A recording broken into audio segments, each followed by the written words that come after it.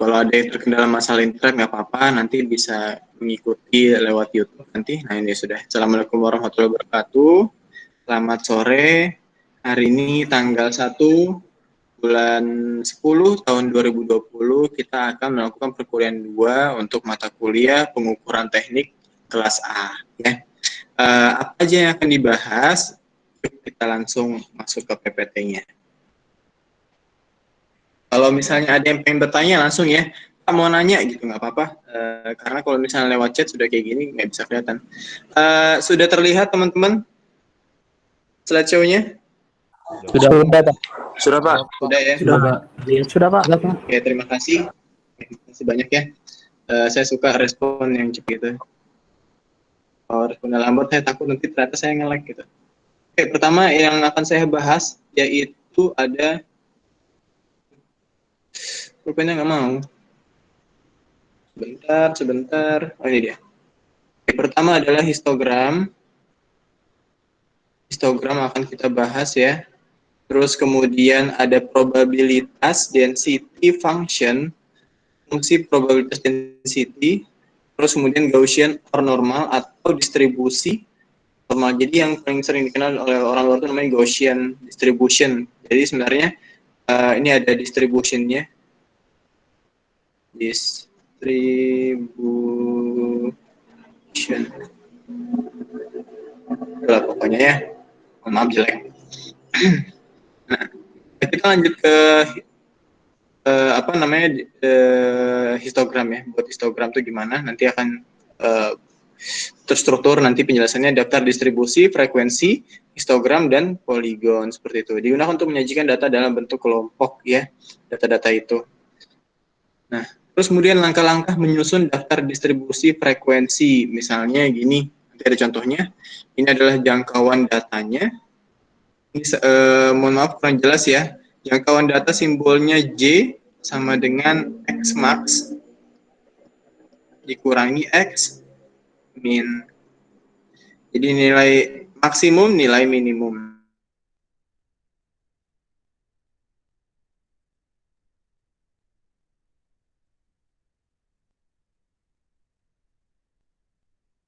Maka rumusnya adalah K sama dengan 1 plus 3,3 log N.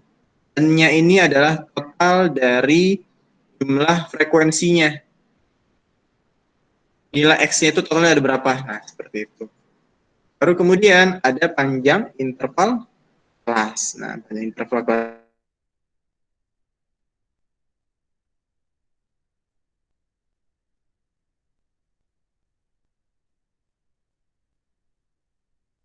Nah, seperti itu. Ya, rumusnya I. Panjang interval kelas. Tentukan batas kelas bawah dan atas, kemudian susun dalam tabel dengan menghitung frekuensinya. Contoh misalnya ya, seorang peneliti mengadakan penelitian tentang berat badan dari 35 orang. Data hasil penelitian itu dalam kilogram diberikan sebagai berikut. Misalnya seperti ini. Ada jumlah nih, orang yang sudah melakukan timbang berat badan. Total 35, gimana caranya mengeceknya? Lihat aja satu, ke kanan berapa, ada 7, ke bawah berapa, 6. Jadi totalnya ada 7 kali 6, 7 kali 6 itu 2, 3, 4, 5, 6, 7. 2, 3, 4, 5. Oh, 7 kali 5, data 7 kali 5 sama dengan 35 ya. Itu aja ngeceknya kalau misalnya datanya acak seperti ini, tidak teratur. Sajikan data tersebut dalam daftar distribusi frekuensi ya. Ini pertanyaannya. Distribusi frekuensi. Gimana cara menyajikannya? Nah, kalau menyajikan seperti ini, kita melihat menghitungnya langsung J sama dengan X max minus X min, 74 kurang 16, yang paling maksimum siapa, minimum siapa dikurangi, dapat nilai J-nya. Baru kemudian banyaknya kelas. Nilainya K 35 itu diambil dari total dari yang menimbang berat badan, dia dapatkan 1 plus 5,95. Di sini itu bisa dilakukan pembulatan apabila ada ketentuan tersendiri. Jadi kalau misalnya saya sarankan, lebih baik kalau misalnya bingung pembulatan, udah sampai sini aja cukup. Nggak masalah. Dibulatkan seperti ini nggak masalah. Takutnya nanti kalau misalnya masuk ke rumus berikutnya, hasilnya berbeda dengan jawaban dosen, misalnya seperti itu ya. Jadi 58/6, tapi kalau misalnya teman-teman jelasinnya sampai sini, oh saya paham, oh kalian pakai 6, 58/6, 9,67. Nah, di sini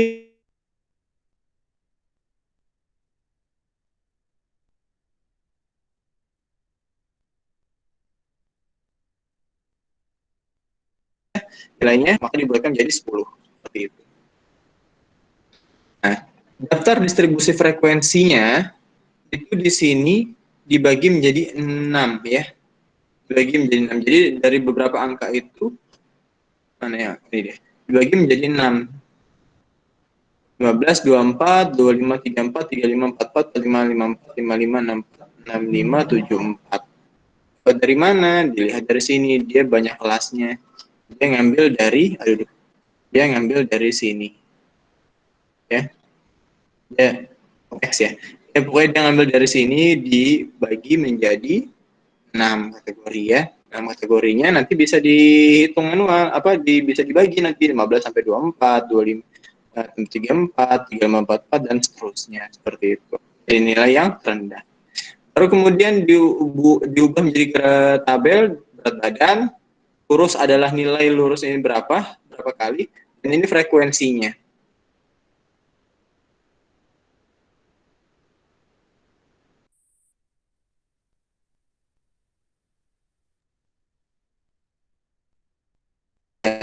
Terus kemudian bawahnya 25 sampai 34 ada 5 dan seterusnya sampai 6 ya, sampai bagian ini ada 1, 2, 3, 4, 5, 6 ya, ada 6 sesuai dengan nilai K-nya.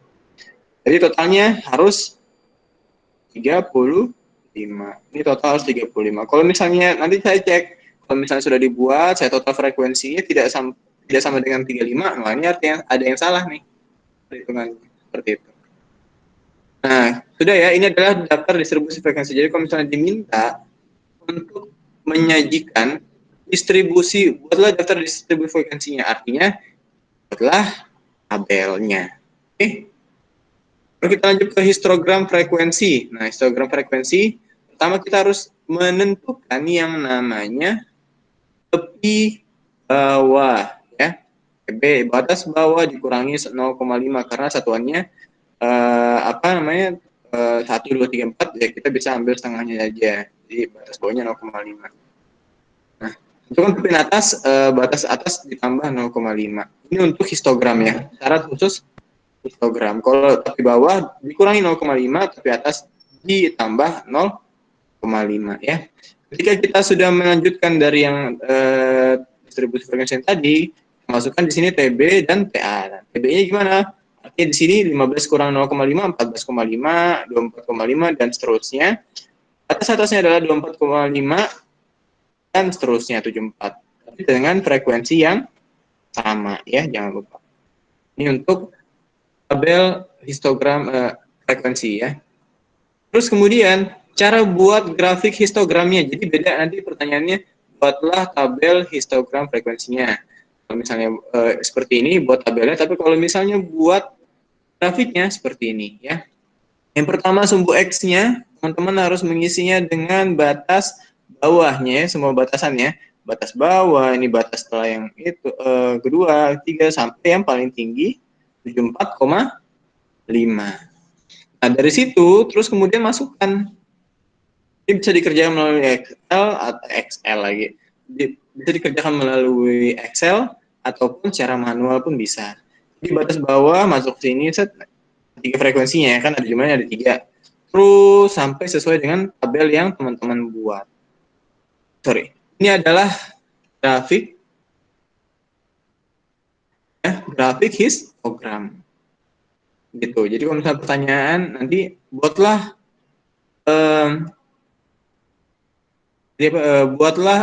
tabel histogram frekuensinya. Terus atau dan juga buatlah grafik histogramnya. Nah, buatnya seperti ini kalau grafiknya. Ya, pulpen pun nggak masalah. Oke.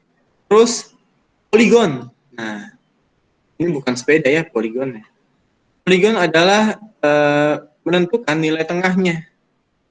Pas zaman SMP sudah tahu ya, min, median, modus. Kalau median artinya nilai tengahnya. Kurang lebih sama. Jadi rumusnya ada xi sama dengan setengah di bawah plus tepi atas. Tambahkan nilai tengah satu kelas sebelum dan satu kelas sesudah. Jadi tambahkan nilai tengah satu kelas sebelum dan sesudah. Artinya gimana?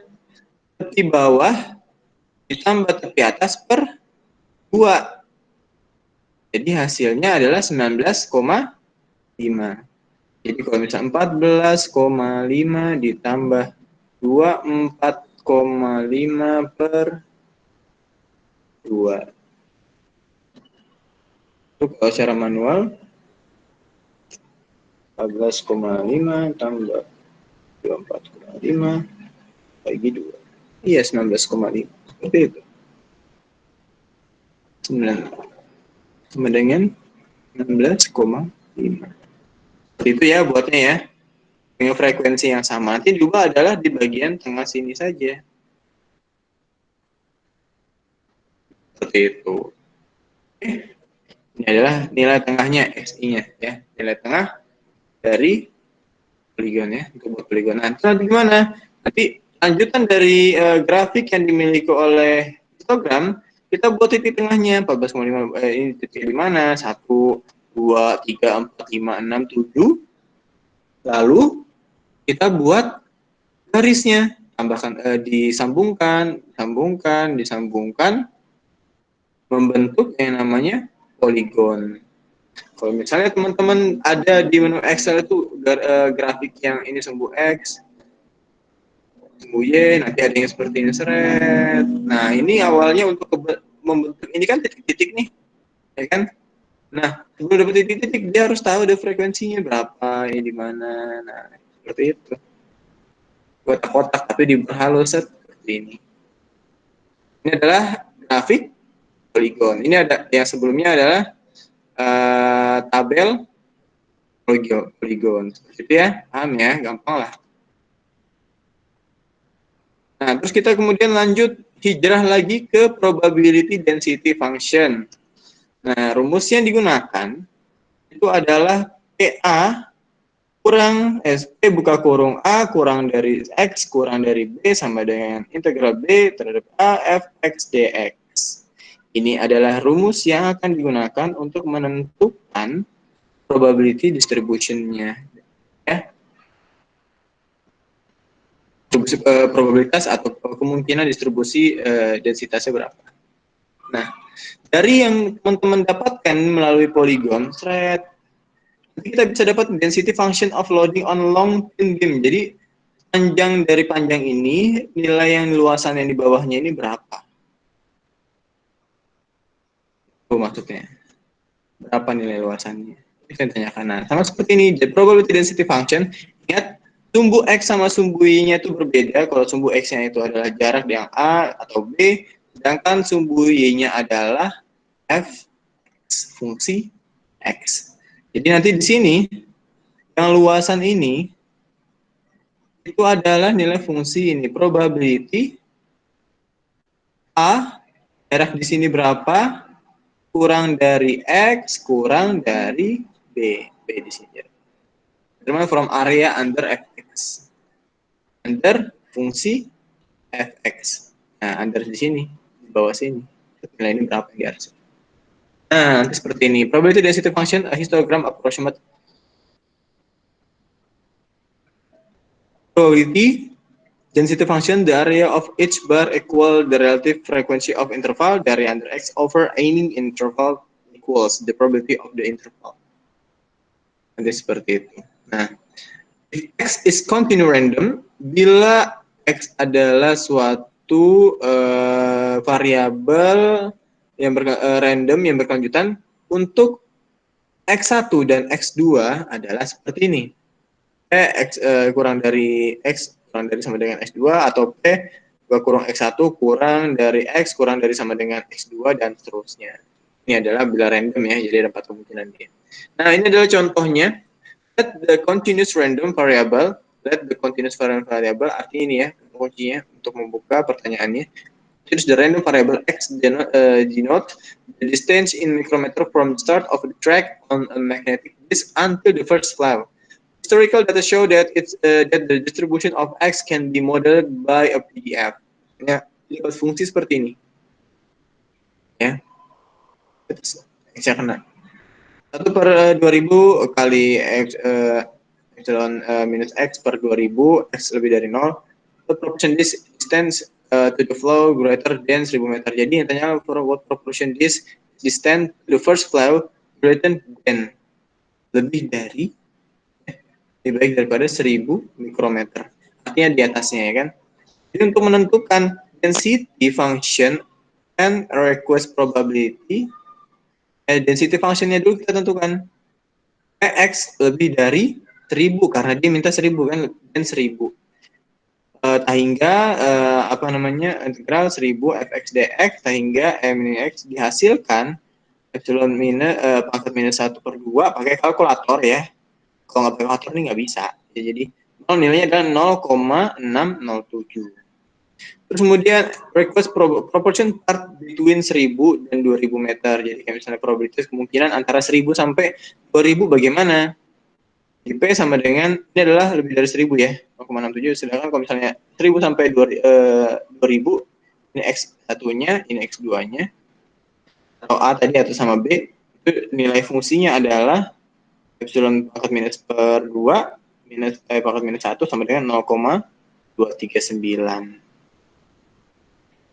Because the total area under fx equal 1 sama dengan 1, we can also calculate, karena dia 0,023, maka totalnya equal sama dengan 1, we can also calculate px kurang dari 1000. Jadi kan px kurang dari 1000, lebih dari 1000 kan yang ini. Nah, kalau lebih dari 1000, itu gampang. 1000 dikurang dari nilainya yang ini, 0,607. Nilainya adalah 0,393. Seperti itu. Benar kan? Mana tadi kursornya? Tapi harus ingat, continuous random variable, dan juga dia tergantung dari apakah dia lebih dari ataukah kurang dari. Seperti itu. Ya, jadi tinggal menyesuaikan. Ini keterangannya harus tahu nih. Ini adalah Px kurang dari 1000. Lanjut, nah nanti gambarnya, please draw your apa namanya, coba lupa, continuous tadi density function variabelnya itu bagaimana, probability density functionnya itu seperti apa, gambar grafiknya. Jadi kalau grafik ingat y-nya itu adalah fungsi fx, kan kalau ininya, aduh ini kenapa nih, ini adalah x-nya, jaraknya. Di 0 sampai 1000, nah kalau kurang dari 1000 bagaimana, tadi nilainya daripada 1000 bagaimana. Jadi kalau kan dia ada jaraknya tuh 1000 sampai 2000, ya kan, jadi otomatis dia ngelengkung turun dia, gitu. Ya, dilihat dari yang diketahui 0,6, terus kemudian ini turun ya. Kalau misalnya lebih daripada 1000 itu naik, ya kan. Kalau misalnya kurang daripada apa namanya, kurang dari 1000 itu turun, dibuatnya seperti ini. Daripada 1000 naik, dikembalikan dia naik ke atas, sedangkan ini turun deh. Seperti itu buatnya. Ini arsir, tapi sebenarnya ini ada ujungnya nih, arsir terus. Seperti itu. Oke. Ada yang tanya? Nggak ada? Ini masih on kan ya? Saya kalau sepi bingung ya. Masih on ya? Masih fokus ya? Masih masuk. Pak. Pikir hilang, iya. Dek. Halo? Iya, Pak. Iya, Pak. Masuk, Pak. Masuk, Pak. Oke, masuk ya. Jadi seperti itu caranya, nanti bisa dibaca lagi how to draw probability density function. Jadi probabilitas fungsi untuk ini apa density berapa. Nah, tapi ini jarang sekali dipakai ya. Kalau misalkan tahu ini sebenarnya turunan dari yang rumus SMP, saya lupa tuh yang untuk kalkulus ya. Ada grafik ini, terus kemudian di sini ada daerah diarsir, ini ada daerah diarsir, kan dari luasannya ini fungsi fx. Ini udah biasa ya, ya kan? Iya, Pak. Iya Pak yang itu Pak. Ingat ya, zaman-zaman kalkulus atau SMA ya, SMA setahu saya. Terus kemudian ini adalah distribusi normal. Distribusi probabilitas yang terpenting dalam statistik adalah distribusi normal atau Gaussian. Quotient. Ini variabel acak kontinu ya, digunakan untuk menerangkan fenomena alam, industri, perdagangan, tingkat pendapatan masyarakat, dan sebagainya. Jadi kalau misalnya kita melakukan pengmas di sebuah wilayah jauh dari pemukiman penduduk yang bisa dihitung jumlah warga tersebut di RT tersebut, ya kita bisa melakukan variabel acak kontinu atau distribusi normal. Simple. Atau pakai yang distribusi frekuensi yang tadi pertama, Gaussian atau histogram. Nah, distribusi normal, fungsi rapat probabilitas variabel random X dengan min, mu, dan variasi atau dua yang memiliki distribusi normal adalah seperti ini. Dimana yang perlu dipahami adalah mu itu adalah min, terus kemudian tau itu deviasi standar, dan 3,14 dan itu 2,728 itu adalah fungsi dasarnya. Oke, nanti seperti ini adalah apa tadi yang deviasi standar ya. Nah, deviasi standar itu adalah dari fungsi yang ini, terus kemudian ini ada nx-nya, jumlah nilainya ini berapa.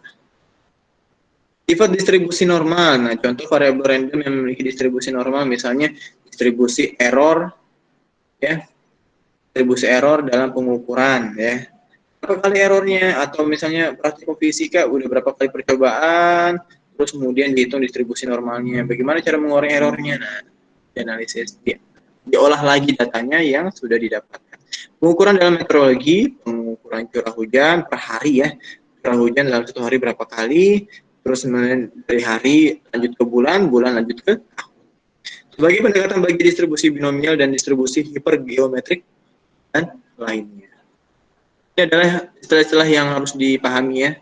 Min itu adalah mu, varians itu adalah tau pangkat 2, tau kuadrat, atau deviasi standar itu adalah tau. Koefisien momen kemiringan itu adalah alfa 3 sama dengan 0, koefisien momen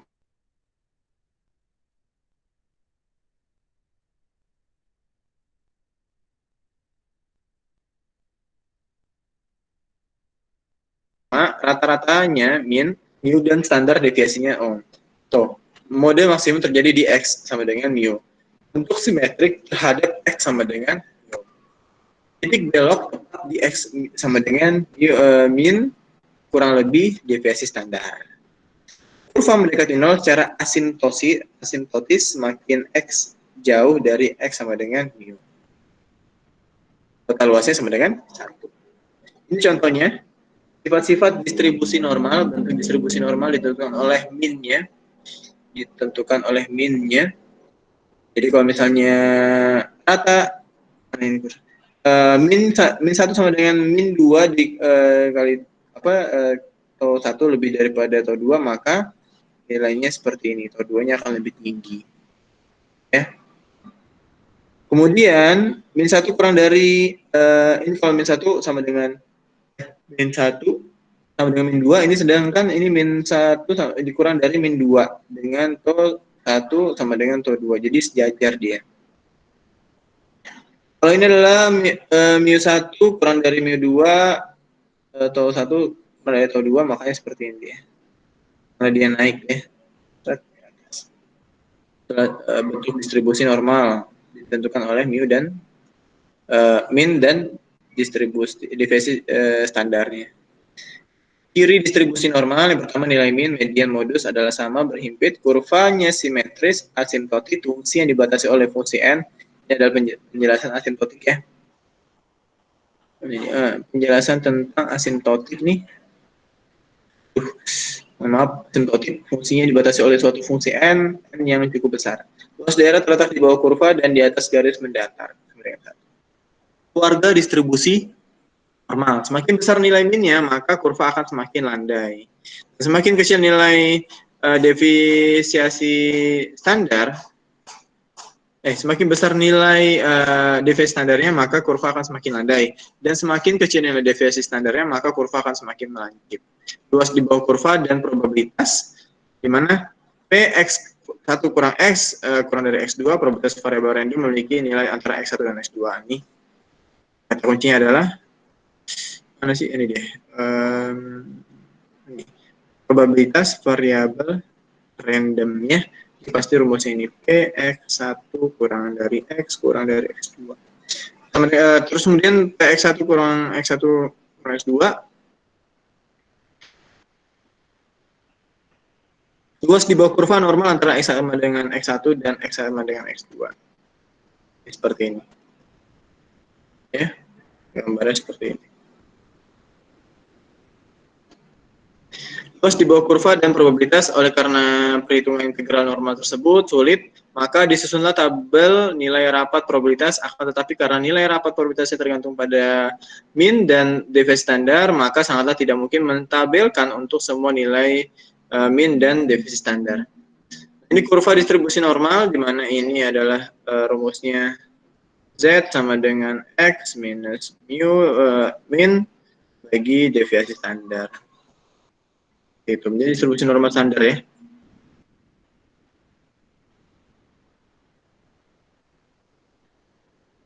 Nah, transformasi ini juga mempertahankan luas di bawah kurva. Artinya, luas di bawah kurva, teman-teman semua, distribusi normal antara X1 dan X2 sama dengan luas di bawah kurva distribusi normal standar antara X, Z1 dan Z2.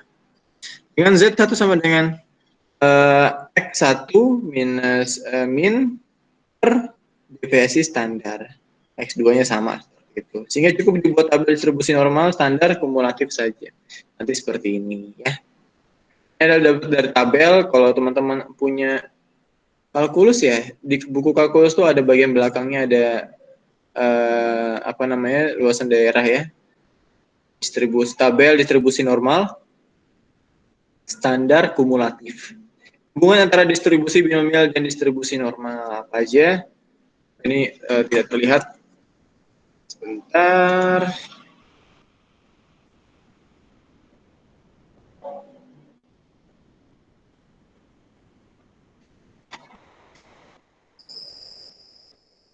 Oke.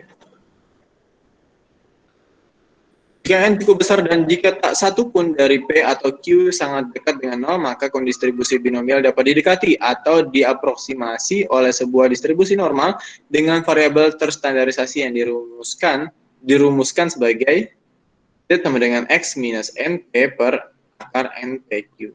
Pendekatan ini akan semakin baik seiring dengan semakin bertambahnya besar N. Dalam praktiknya, pendekatannya akan sangat bagus jika NP dan NQ keduanya lebih besar daripada 5. Nah, contoh. Hitunglah luas, pergunakanlah tabel distribusi normal standar untuk menghitung luas di sebelah kanan. Z sama dengan 1,84 antara Z yang B, antara Z sama dengan 1,97 sampai dengan Z 0,86. Nanti bisa nih Z1, Z2. Jawabannya gimana? Ingatlah bahwa luas yang diberikan dalam tabel distribusi normal kumulatif adalah luas dari Z sama dengan minus hingga integral Z0 tertentu. Buka kurung Z kurang dari Z0 tutup kurung A. Bagaimana penyelesaiannya? 1 minus E buka kurung Z kurang dari sama dengan 1,84 tutup kurung sama dengan 1 minus 0,9671 ya. 9671 diambil dari tabel nih ya. Sama dengan 0,039. Kalau misalnya nilai Z-nya itu kurang dari 1,84, nilai Z-nya ini berapa? Kita bisa lihat tabel. Terus kemudian misalnya antara ya, karena di antara udah ketahuan tuh 1 minus 1,97 kurang dari Z kurang dari 0,86, maka P Z kurang dari 0,86 tutup kurung minus P buka kurung Z kurang minus 1,97, tinggal dikurangi saja. Apa nilainya? 1. Ini adalah 0,806 terus kemudian 0,024. Sehingga didapatkan 0,7807. Jadi kalau tanpa gunakan distribusi normal, tabel distribusi normal susah. Oke, nanti lihat di sini nanti.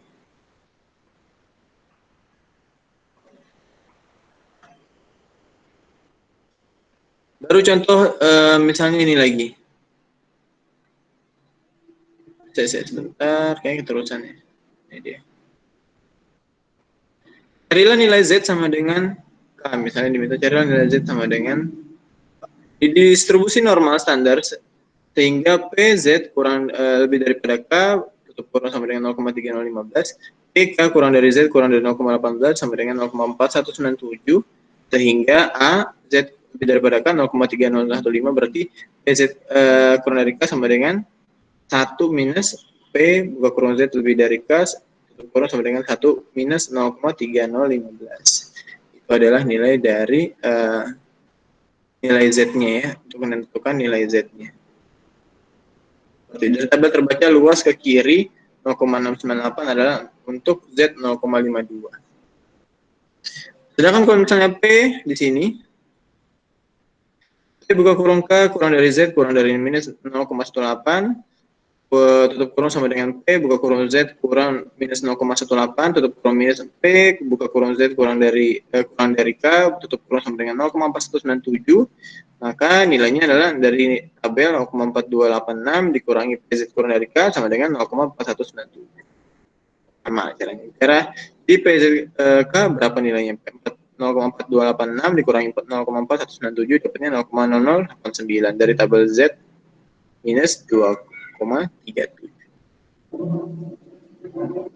Contoh luas di bawah kurva normal non standar. Contoh variabel X terdistribusi normal dengan min 50 dan standar deviasi 10. Jadi dia punya new sama dengan 50 minnya, terus habis itu tonya, terus standar deviasinya 10.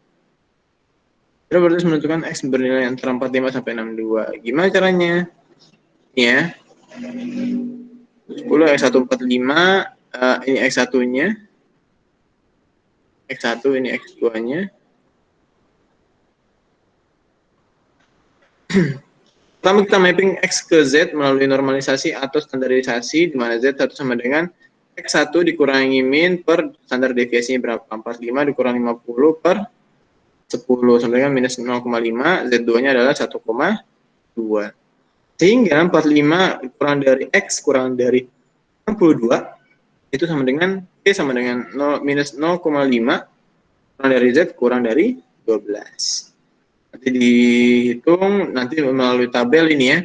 PZ kurang 1,2, PZ kurang dari 0,5 minus 0,5 dapatnya 0,8 dan seterusnya. Dapatkan seperti ini. Ya, itu adalah probabilitas untuk menemukan X-nya atau Z-nya di sini ya. Ini diumpamakan tadi awalnya dia X terus kemudian diumpamakan Z. Kemudian 0,567. Diketahui luas di bawah distribusi normal, ini adalah memakai distribusi normal dalam arah kebalikannya. Diketahui luas di bawah distribusi normal yang diinginkan yang terkait dengan besar probabilitas ingin dicari nilai variabel random X yang terkait. Contohnya, misalnya distribusi normal memiliki min rata-ratanya 40, standar deviasinya 6. Carilah nilai X0-nya sehingga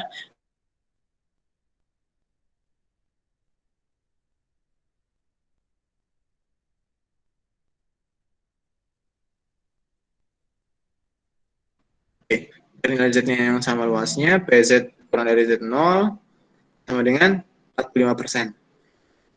Atau 0,45 dari tabel Z0 sama dengan 0,13. Z0 sama dengan S0 kurang dari min per standar deviasi, maka dapatnya 40 ditambah 60 dikali minus 0,13. Ambil dari tabel, sama dengan 39,22 untuk distribusi normalnya. Dapat nilai X0-nya. Terus kemudian yang B, kita mulai dengan mencari nilai Z-nya sama luasnya. 14%, PZ kurang dari Z0, 1 minus PZ lebih dari Z0, 1 minus 0,14. Tadi berbeda ya caranya. Untuk PZ lebih daripada Z0 sama kurang dari. Kalau lebih dari itu artinya tinggal 1 dikurangi 0,14, nanti dapatnya berapa? 0,86, 0,8 dari tabel 1,8. Z0 1,8, Z0-nya masukin nanti. X0 berapa? Minus min per standar deviasi. Atau nanti dibalikkan mencari X0-nya. Cari X0-nya sama dengan min ditambah standar deviasi kali Z0. Itu dapatnya adalah 46,48. Ini adalah contoh sebuah perusahaan bola penerapan distribusi normal ya secara di lapangan.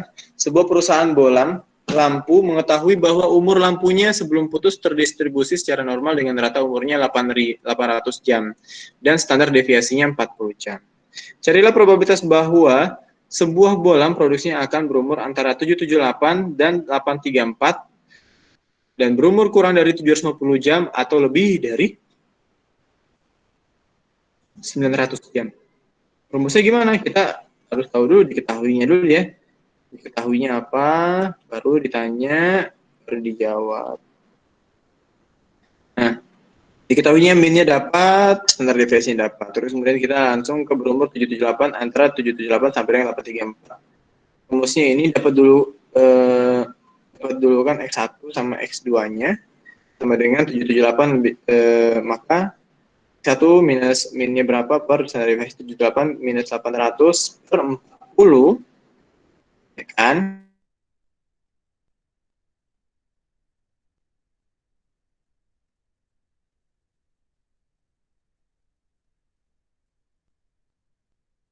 Sekarang rumusnya lihat di tabel sehingga didapatkan 0,8023 dikurang 0,2912 sama dengan 0,511.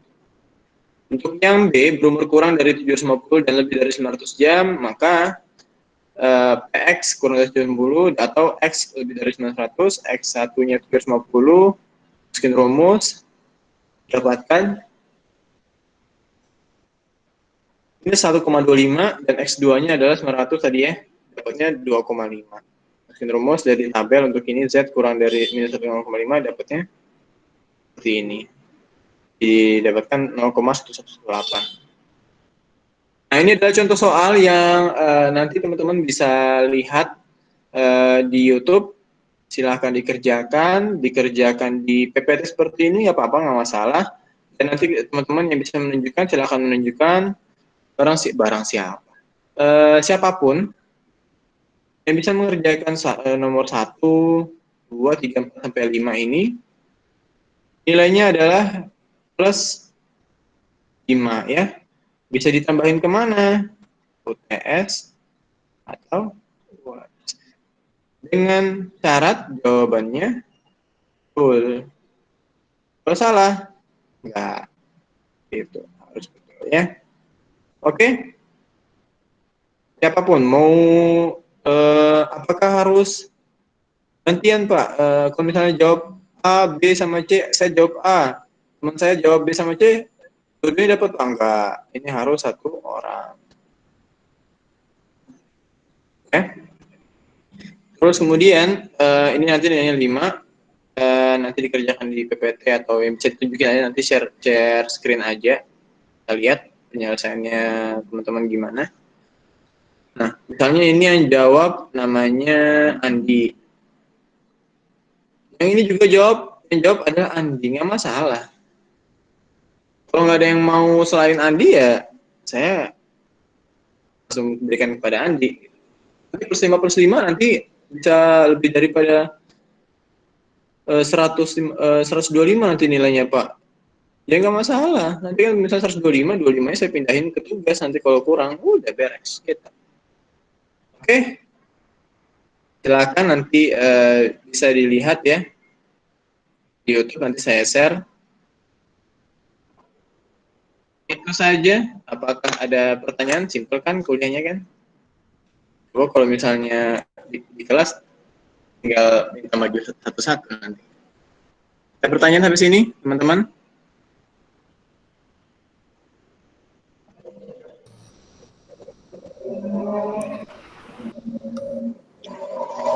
Nanti saya masukkan ke YouTube ini, jadi bisa dilihat lagi soalnya kayak gimana. Nanti bisa dikerjakan. Gimana? Ada pertanyaan? Pak, Andreas Pak, Iya, monggo Andreas. untuk yang tadi soal itu harus dikerjakan di PPT gitu atau di kertas gitu? Bisa di kertas asalkan bisa ditunjukin, tapi nunjukinnya nggak kayak gini ya Pak. Ini saya mau nunjukin Pak, ini hasil jawaban saya Pak ya. Itu memang cara dulu, tapi lebih baik kalau misalnya sudah bisa di share screen. Lewat HP bisa kok nggak salah ya share screen, kalau misalnya kalian sudah bisa masukin foto terus habis itu kamu tunjukin ini Pak caranya rumusnya gitu. Daripada harus nunjukin kayak gini kan nggak kelihatan tuh misalnya ini nomor itu angkanya berapa, nggak kelihatan nanti. Oke, gimana kalau dikumpulin nanti ya jadinya PR gitu, malah wajib jadinya. Jadi ini adalah pilihan, jadi kalau ada yang ngerjain ya alhamdulillah, nggak ada yang ngerjain ya nanti ya nggak apa-apa. Tapi itu salah satu contoh soal yang akan saya berikan nanti di kuis, tapi saya rombak lagi lah. Kalau ada yang bisa ngerjain lumayan, poinnya +5, bisa ditambahkan di UTS atau UAS. Untuk Seperti kapan Pak? ya minggu depan kan kita kuliah lagi kan di jam yang sudah terjadwal lah. Nah pada saat itu juga ditunjukin. Baik Pak, terima kasih Pak. Ya itu ya. Ada lagi teman-teman? Kalau tidak ada, bisa saya cukupkan hari ini. Ya, Andy mau nanya? Ya Pak, izin bertanya Pak, Andy Endel Januarnya 0331 Pak. Mengenai absen itu gimana Pak untuk hari ini Pak? Absen, oh ya absen kalau untuk hari ini saya anggap semua aja masuk karena setelah saya pertimbangkan secara dari diri saya sendiri, itu pun sering lost connect. Terus kemudian kalau dosennya lost connect, masa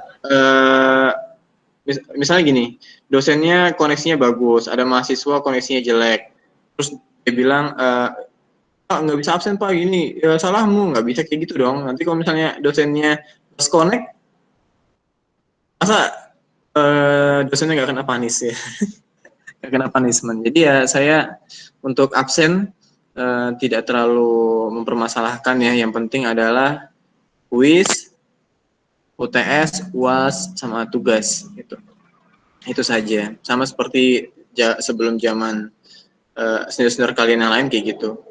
Yang penting nilai kuis, UTS bagus gitu. Itu aja harapan saya. Ya. Baik Pak, terima kasih Pak. Sama-sama Indi. Ada lagi? Oke, mungkin itu aja ya. Nanti silakan belajar mandiri. Memang tidak bisa sampai karena itu 3 SKS ya. Kan 3 SKS Pak, harusnya kita sampai maghrib Pak ngajarnya.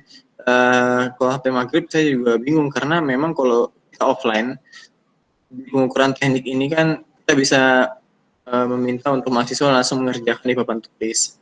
Tapi kalau seperti ini kan tidak semuanya kan, kalau mahasiswa punya kayak gini, ini apa namanya itu untuk nyoret-nyoret ya di PPT, kan nggak semuanya ada. Nah itu makanya supaya adil, absensi di apa namanya tuh saya ringankan, tidak yang bagi yang bisa datang, yang tidak bisa ya sudah gitu. Bisa menyaksikan lewat YouTube. Terus kemudian kalau misalnya ada kayak nilai tambah seperti yang tadi saya ajukan 5 soal itu bagi yang bisa. Kalau misalnya Pak kondisi saya nggak bisa Pak, nanti teman bisa Pak ya, mau gue titip teman, nanti tulis sama Pak ini saya punya jawaban Pak, bisa tunjukkan Pak gitu, izin share screen Pak gitu. Oke, itu saja dari saya, kurang lebihnya mohon maaf. Wassalamualaikum warahmatullahi wabarakatuh. Selamat sore. Waalaikumsalam warahmatullahi wabarakatuh. Nanti saya share di YouTube aja ya, jadi bisa akses kan agak lebih ringan. Iya, Pak. Ya Pak, baik. Pak. Ya, Pak. Terima kasih, Pak. Ya, sehat-sehat ya, Terima Dek. kasih, Pak. Sama-sama. Baik, ya, Pak.